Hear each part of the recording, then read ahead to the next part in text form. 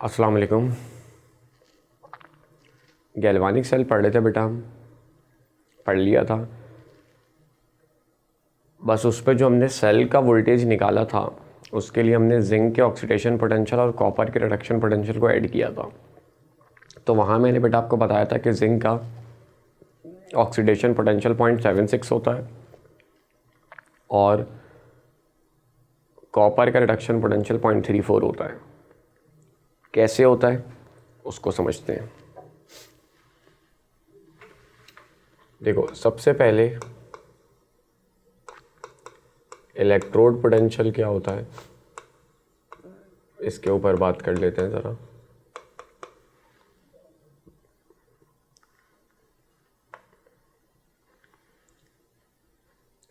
तो electrode potential नाम से पता चल रहा है, पोटेंशियल यानी कि वोल्टेज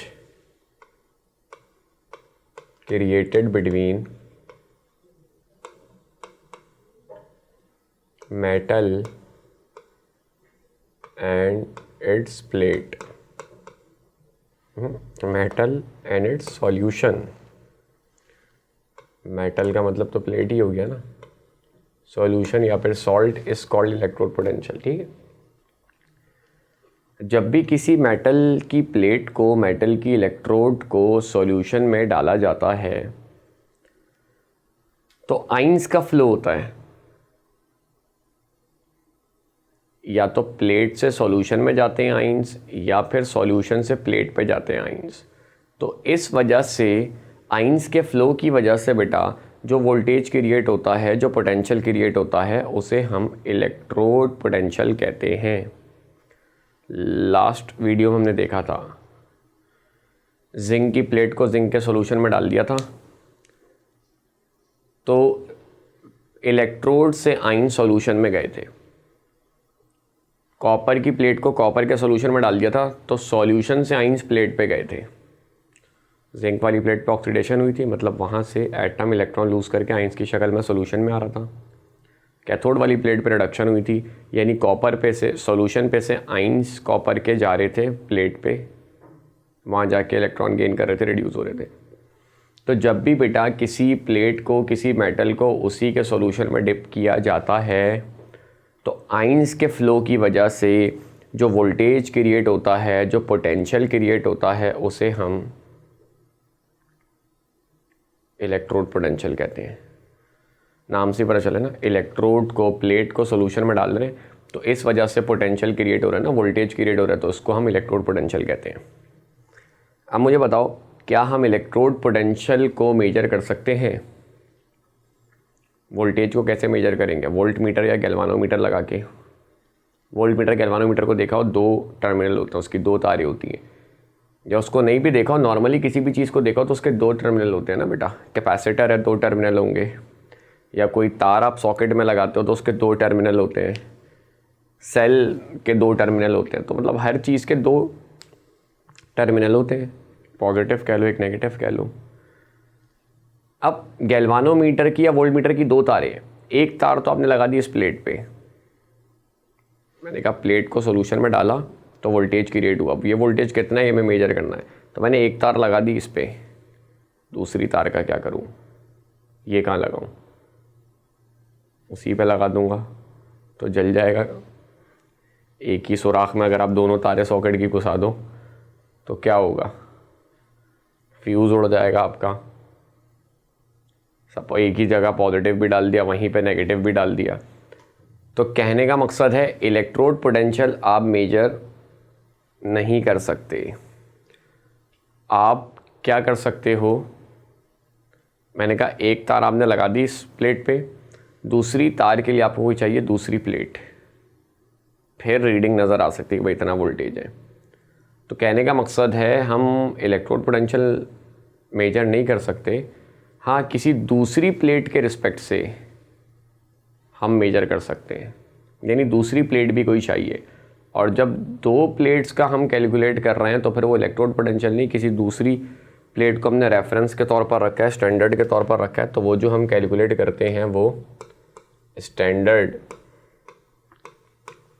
इलेक्ट्रोड पोटेंशियल कहलाता है। सही है। स्टैंडर्ड इलेक्ट्रोड पोटेंशियल क्या होता है बेटा? पोटेंशियल वही, पहले तो शुरू में वही आ जाएगा, potential of metal calculated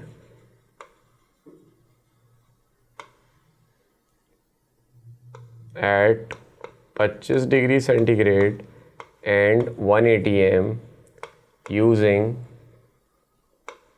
SHE। SHE बोले तो स्टैंडर्ड हाइड्रोजन इलेक्ट्रोड।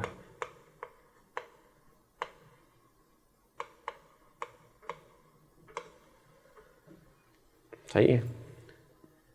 मैंने कहा एक प्लेट अगर आपने सॉल्यूशन में डिप की बेटा, उसका वोल्टेज कितना उससे क्रिएट हो रहा है ये आप कैलकुलेट नहीं कर सकते, उसके रिस्पेक्ट से आपको दूसरी प्लेट लाजमी बनानी पड़ेगी। तो दूसरा तार वोल्ट मीटर का गैल्वानोमीटर का उस पर लगाओगे तो आप उसको मेजर कर सकते हो। अब वो जो दूसरी प्लेट बेटा बनाई जाती है वो किसकी बनाते हैं? हाइड्रोजन की। ये बात MCQs में आ सकती है कि स्टैंडर्ड प्लेट जो बनाते हैं वो किसकी बनाते हैं? हाइड्रोजन की बनाते हैं।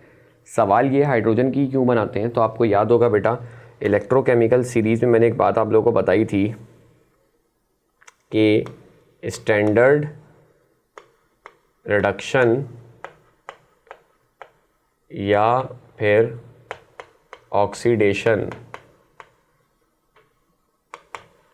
पोटेंशियल जो होता है हाइड्रोजन का वो कितना लिखवाया था बेटा मैंने? कितना होता है? 0 होता है।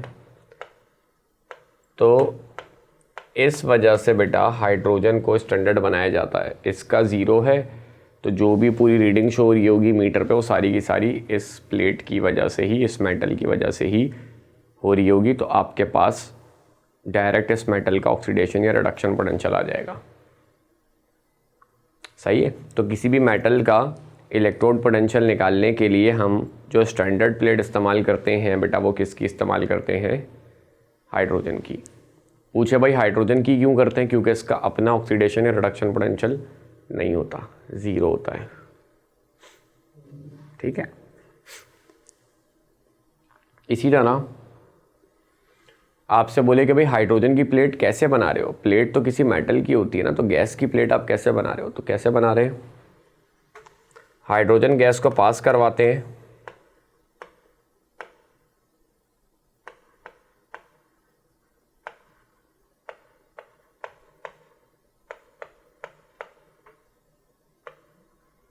Eight 25 degree centigrade and 1 atm pressure. तो उस पे क्या होता है? PT एड्जॉर्ब H2 गैस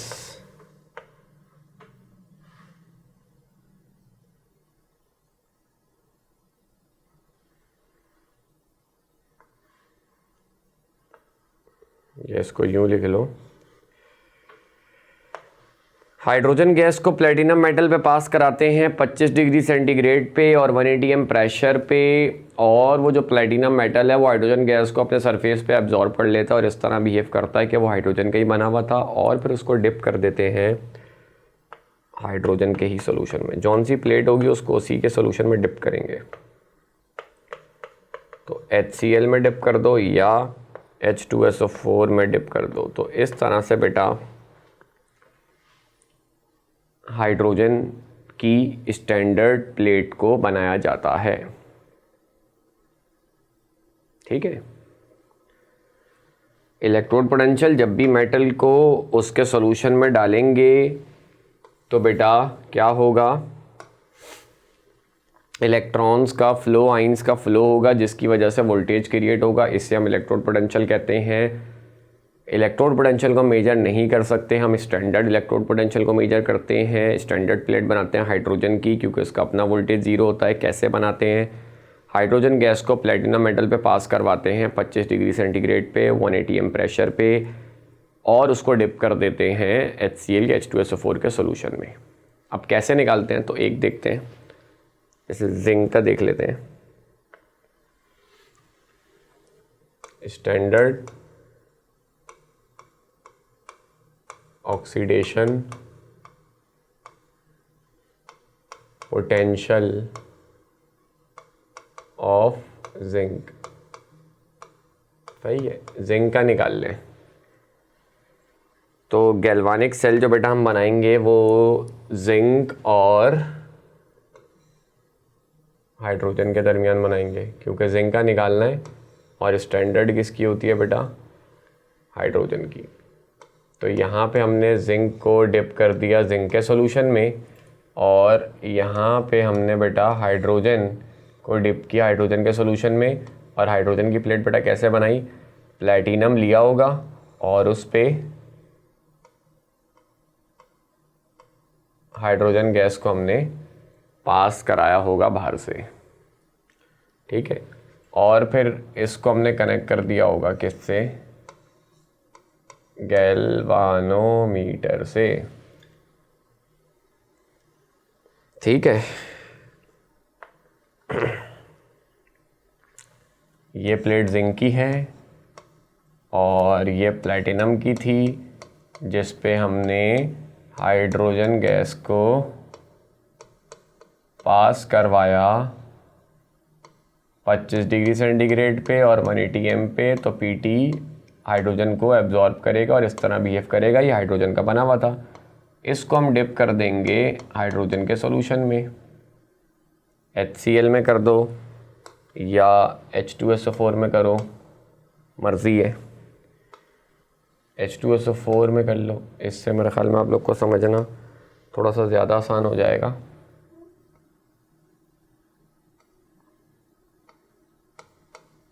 क्योंकि H2SO4 2H पॉजिटिव आइन देता है, ठीक है। और जिंक की प्लेट को बेटा डिप कर दो 1 मोलर जिंक सल्फेट सॉल्यूशन में। अब बेटा क्या होगा,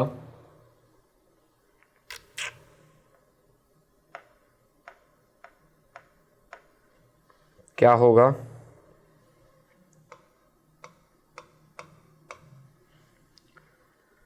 इलेक्ट्रोकेमिकल सीरीज देखो, जिंक ऊपर आता है, हाइड्रोजन नीचे आता है, तो इलेक्ट्रॉन्स का फ्लो होगा जिंक से हाइड्रोजन की तरफ। सही है, इलेक्ट्रॉन्स का फ्लो होगा जिंक से हाइड्रोजन की तरफ। जिंक 2 इलेक्ट्रॉन लूज करेगा और जिंक के आइंस बना के सॉल्यूशन में आ जाएगा। इस प्लेट पे बेटा हो रही है क्या, इलेक्ट्रॉन का लॉस हो रहा है, ऑक्सीडेशन। तो ये हो गया बेटा एनोड, इस पे नेगेटिव चार्ज है। यहाँ से इलेक्ट्रॉन वहाँ जाएंगे और H2SO4 टूटेगा, SO4 नेगेटिव और 2H पॉजिटिव में। ये बेटा वहाँ जाके उन 2 इलेक्ट्रॉन को गेन करेंगे। उस प्लेट पे और ये रिडक्शन होती है कैथोड पे, और ये प्लेट इलेक्ट्रॉन डेफिशिएंट है उसके रिस्पेक्ट से, तो इस प्लेट पे आएगा पॉजिटिव चार्ज। तो ये एनोड है, वो कैथोड है। इलेक्ट्रॉन्स का फ्लो हो गया, गैल्वानोमीटर पे आपको कुछ ना कुछ रीडिंग मिल जाएगी, जो कि कितनी मिल रही है वो आपको नज़र आ रही होगी। फिलहाल मैं लिख देता हूँ कितनी मिलती है, 0.76 मिलती है जब आप जिंक और हाइड्रोजन का बनाते हो। तो अब कुछ टाइम तक ये कारनामा सरअंजाम होगा, मगर उसके बाद क्या होगा, वोल्टेज मिलना बंद हो जाएगा। तो आप इस्तेमाल करोगे सॉल्ट ब्रिज को, ठीक है, आप इस्तेमाल करोगे सॉल्ट ब्रिज को। इस्तेमाल कर दिया सॉल्ट ब्रिज को। सॉल्ट ब्रिज किसका बना हुआ है, वही KCl जेली का बना है। तो ये क्या करेगा बेटा, जैसे ही यहाँ जिंक के आइन से एक बनेगा, यहाँ से 2 क्लोरीन को फेंक देगा तो ZnCl2 बन जाएगा, और वहाँ जैसे ही SO4 एक बढ़ेगा, यहाँ से 2 K को फेंक देगा तो पोटेशियम सल्फेट बन जाएगा। ये काम हम लास्ट क्लास में देख चुके हैं। अभी जो हमने काम देखना है डायरेक्ट उस पर चलते हैं। सेल की रिप्रेजेंटेशन देखते हैं, ठीक है। सेल को रिप्रेजेंट किससे करेंगे, सबसे पहले बेटा क्या आता है, सबसे पहले आपका एनोड आता है। एनोड किसका बना हुआ है, जिंक का। फिर आता है एनोड प्रोडक्ट, एनोड से क्या निकल रहा है, जिंक के पॉजिटिव आइन जिंक के सॉल्यूशन में जा रहे हैं, जिसकी कंसंट्रेशन 1 मोलर है, बीच में 2 लाइंस सॉल्ट ब्रिज की। उसके बाद आता है कैथोड प्रोडक्ट, कैथोड पे क्या जा रहे हैं बेटा, H पॉजिटिव आइन जा रहे हैं H2SO4 के सॉल्यूशन से, जिसकी कंसंट्रेशन 1 मोलर है। और बेटा कैथोड किसका बना हुआ है, प्लेटिनम मेटल का बना हुआ है जिसमें हमने हाइड्रोजन गैस को पास कराया, एब्जॉर्ब करवाया। ठीक है, तो ये आपकी सेल की रिप्रेजेंटेशन हो गई। अब अगर हमें सेल का इलेक्ट्रोड पोटेंशियल निकालना हो तो वो कैसे निकालेंगे? सेल का हमें इलेक्ट्रोड पोटेंशियल निकालना हो तो वो निकालेंगे बेटा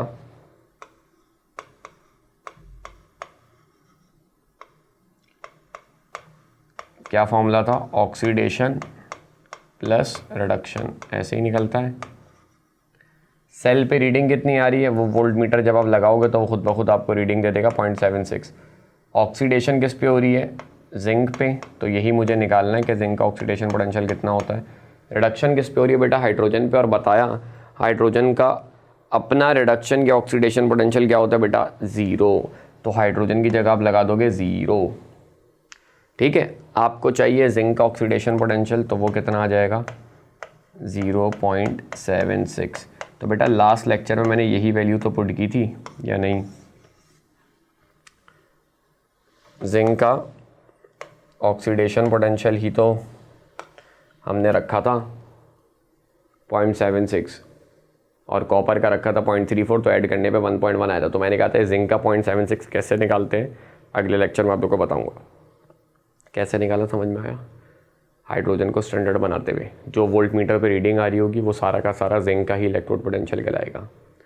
ऑक्सीडेशन पोटेंशियल कहलाएगा या रिडक्शन पोटेंशियल कहलाएगा, ये कैसे पता चलेगा? जो काम उस प्लेट पे हो रहा होगा बेटा वही वाला पोटेंशियल कहलाएगा। ऑक्सीडेशन हो रही है तो ऑक्सीडेशन पोटेंशियल कहलाएगा, रिडक्शन हो रही है तो रिडक्शन पोटेंशियल कहलाएगा। तो जिंक पे ऑक्सीडेशन हो रही थी तो बेटा इसका ऑक्सीडेशन पोटेंशियल कहलाया। सही है। अब आपको एक चीज़ याद होगी, इलेक्ट्रोकेमिकल सीरीज़ पढ़ाते हुए मैंने बताया था कि बेटा इसमें जो हमने सब्सटेंसेस को रखा हुआ है वो उनके रिडक्शन पोटेंशियल के हिसाब से रखा हुआ है। ऊपर जो आते हैं उनका रिडक्शन पोटेंशियल कम होता है, नेगेटिव होता है। नीचे जो आते हैं उनका रिडक्शन पोटेंशियल ज़्यादा होता है, पॉजिटिव होता है। तो ये जो बेटा मैंने जिंक का निकाला है वो ऑक्सीडेशन पोटेंशियल निकाला है 0.76, क्योंकि जिंक ऑक्सीडाइज होता है। अब मुझे जब जिंक को सीरीज़ में डालना है तो वो उसके रिडक्शन पोटेंशियल के हिसाब से डालना है। तो मुझे निकालना है जिंक का रिडक्शन पोटेंशियल। तो बेटा मैं जिंक का रिडक्शन पोटेंशियल कैसे निकालूं? आसान सा फॉर्मूला होता है। रिडक्शन पोटेंशियल अगर आपने निकालना हो तो रिडक्शन पोटेंशियल वही होता है बेटा जो ऑक्सीडेशन पोटेंशियल होता है, बस साइन चेंज कर दो, वैल्यू तो वही आएगी ना। बस ऑक्सीडाइज हो रहा है तो वो इलेक्ट्रॉन लूज़ कर रहा है, रिड्यूस हो रहा है तो वो इलेक्ट्रॉन गेन करेगा। तो वैल्यू पे कोई फ़र्क नहीं पड़ता। तो अक्सर आपसे सवाल आ जाता है किसी एलिमेंट का, बोले भाई इसका रिडक्शन पोटेंशियल इतना है या ऑक्सीडेशन पोटेंशियल इतना है, दूसरा बताओ। तो वही वैल्यू होगी, बस उसकी साइन चेंज कर देना। सही है। कोई भी एक पोटेंशियल आपको पता हो, दूसरा निकालना हो तो वैल्यू वही रहती है, बस उसकी साइन चेंज हो जाती है। तो रिडक्शन पोटेंशियल जो है बेटा जिंक का वो कितना हो जाएगा? -0.76 वोल्ट। तो अब वो चीज़ समझ में आई जो मैंने आपको इलेक्ट्रोकेमिकल सीरीज़ पढ़ाते हुए एक बात बताई थी कि हाइड्रोजन के ऊपर जितने भी एलिमेंट आ रहे होते हैं या ऊपर की तरफ जितने भी एलिमेंट आ रहे होते हैं उनका रिडक्शन पोटेंशियल कम होता है, नेगेटिव में होता है। क्यों होता है? क्योंकि जो बेटा ऊपर आ रहे होते हैं वो इलेक्ट्रॉन लूज़ करते हैं, मतलब वो ऑक्सीडाइज होते हैं, तो उनका ऑक्सीडेशन पोटेंशियल होता है। जब आप उनका रिडक्शन पोटेंशियल निकालोगे तो वो माइनस में आएगा। तो इसी वजह से बेटा हाइड्रोजन के ऊपर जितने भी मेटल्स आ रहे होते हैं वो सारे रिएक्टिव होते हैं, तो उनका ऑक्सीडेशन पोटेंशियल पॉजिटिव होता है, मतलब रिडक्शन पोटेंशियल उनका नेगेटिव होता है। और जो नीचे आ रहे होते हैं जैसे कॉपर, तो कॉपर रिड्यूस होगा, तो कॉपर का रिडक्शन पोटेंशियल जो है वो क्या होगा? आपका पॉजिटिव होगा। सही है। तो जिंक का मैंने निकाल के आपको बता दिया। कॉपर का खुद सोच लो क्या क्या चेंजिंग आएगी। यहाँ पे आप लोग खुद उसको पूरा फेयरली ना करके देख लेना, मैं सिर्फ वैसे ही बता रहा हूँ कि क्या क्या चेंज करोगे आप। यहाँ पे आप बेटा जिंक की प्लेट की जगह कॉपर की प्लेट रखोगे, 1 मोलर कॉपर सल्फेट पे डिप करोगे, वहाँ सब कुछ सेम रहेगा। अब इलेक्ट्रोकेमिकल सीरीज़ में देखो बेटा H ऊपर आता है, कॉपर नीचे आता है, तो इलेक्ट्रॉन्स का जो फ्लो होगा वो H से कॉपर की तरफ होगा। यानी यहाँ से ये जो हाइड्रोजन है ये इलेक्ट्रॉन लूज़ करके हाइड्रोजन के आइंस बना के सॉल्यूशन में आएगा। एक हाइड्रोजन का एटम एक इलेक्ट्रॉन लूज़ करेगा, दूसरा हाइड्रोजन का एटम, मतलब 2H पॉजिटिव 2 इलेक्ट्रॉन लूज़ करके सॉल्यूशन में आएंगे, मतलब उल्टा डायरेक्शन होगी। इलेक्ट्रॉन यहाँ पे आप 2 शो करोगे, फिर वो इलेक्ट्रॉन घूम के वहाँ जाएंगे, कॉपर के पॉजिटिव आयन उन 2 इलेक्ट्रॉन को करेंगे गेन, तो इलेक्ट्रॉन का चक्कर कंप्लीट हो जाएगा और ये सिलसिला चलता रहे। तो बीच में आप सॉल्ट ब्रिज लगा देना पहले ही। वहाँ पे जो रीडिंग आती है बेटा कॉपर में वो 0.76 नहीं आती है, वो 0.34 आती है। और बेटा इस प्लेट पे ऑक्सीडेशन हो रही है तो ये प्लेट एनोड होगी, और कॉपर पे रिडक्शन हो रही है वो कैथोड होगी। ये नेगेटिव होगी, ये पॉजिटिव होगी। या आप चाहो तो सेल को उल्टा ही बना देना, H को इधर और कॉपर को उधर, ताकि आपको इतना ज़्यादा चेंज ना करना पड़े। और स्टैंडर्ड तरीका यही होता है, मैंने कहा एनोड को इधर बनाते हैं, कैथोड को उधर बनाते हैं। सेल रिप्रेजेंटेशन में क्या फ़र्क आएगा बेटा, इधर आ जाएगा, ये वाली चीज़ उठ के इधर आ जाएगी। पहले लिखोगे आप कि एनोड किसकी बनी थी, प्लेटिनम की, जिस पर हाइड्रोजन गैस एब्जॉर्ब करवाई। एनोड प्रोडक्ट क्या है, 2H positive 1 molar solution, salt bridge की 2 लाइंस। कैथोड प्रोडक्ट क्या है, कॉपर के पॉजिटिव आइन 1 मोलर सोल्यूशन, और कैथोड किसकी बनी हुई है, कॉपर की। EMF ऑफ द सेल कैसे निकालोगे, वही ऑक्सीडेशन और रिडक्शन को ऐड करोगे। सेल पे रीडिंग आ रही है 0.34, ऑक्सीडेशन किस प्लेट पे हो रही होगी बेटा, हाइड्रोजन की प्लेट पे, उसका 0 होता है। रिडक्शन किस प्लेट पे हो रही है, कॉपर पे, वही आपको निकालना है। तो जो रीडिंग आ रही है बेटा 0.34, वो पूरा का पूरा कॉपर का रिडक्शन पोटेंशियल ही तो हो जाएगा 0.34। तो कॉपर और जिंक का जब मैंने सेल बनाया था तो उस पर जो वैल्यू मैंने लिखी थी बेटा कॉपर की रिडक्शन पोटेंशियल की 0.34, वो यहीं से देख के तो लिखी थी कि कॉपर का जो रिडक्शन पोटेंशियल होता है वो 0.34 होता है। तो कैसे होता है बात समझ में आई। अच्छा, अब ये जो कॉपर का, अच्छा रिडक्शन पोटेंशियल कैसे आ डायरेक्ट, क्योंकि कॉपर रिड्यूस ही तो हो रहा है, ऑक्सीडाइज तो अब की बार हाइड्रोजन हो रहा है। अब क्योंकि आपके पास कॉपर का रिडक्शन पोटेंशियल आ गया है 0.34, तो बस अब इसकी साइन चेंज करने की ज़रूरत नहीं है, क्योंकि आपने इलेक्ट्रोकेमिकल सीरीज़ में जब इसको पुट करना है तो वो रिडक्शन पोटेंशियल के हिसाब से ही तो पुट करना है। और रिडक्शन पोटेंशियल जो है वो ऑलरेडी आपका कॉपर का आ चुका है डायरेक्ट 0.34। तो इस तरह से बेटा जिंक और कॉपर के इलेक्ट्रोड पोटेंशियल को निकालते हैं। जिंक ऑक्सीडाइज होता है तो उसका ऑक्सीडेशन पोटेंशियल निकलता है, फिर रिडक्शन पोटेंशियल निकालने के लिए नेगेटिव करते हैं उसको। और कॉपर का जब आप निकालते हो तो डायरेक्ट रिडक्शन पोटेंशियल ही आता है, फिर उसकी साइन चेंज करने की ज़रूरत नहीं है। तो किसी भी मेटल का बेटा जब स्टैंडर्ड इलेक्ट्रोड पोटेंशियल निकाला जाता है तो वो हाइड्रोजन से कंपेयर करते हुए निकाला जाता है। ठीक है, तो ये बेटा गैल्वानिक सेल और इलेक्ट्रोड पोटेंशियल का टॉपिक था जो कि हमने इस लेक्चर में, इस वीडियो में डिस्कस किया। तो इसी के साथ हमारा इलेक्ट्रोकेमिस्ट्री कंप्लीट होता है। नेक्स्ट वीडियो में बेटा केमिकल काइनेटिक्स को डिस्कस करेंगे। ठीक है, तो फिलहाल बेटा इस लेक्चर को, इस वीडियो को यहीं पे एंड करते हैं। नेक्स्ट वीडियो में आप लोगों से मुलाकात होगी। अपना ख्याल रखना। अल्लाह।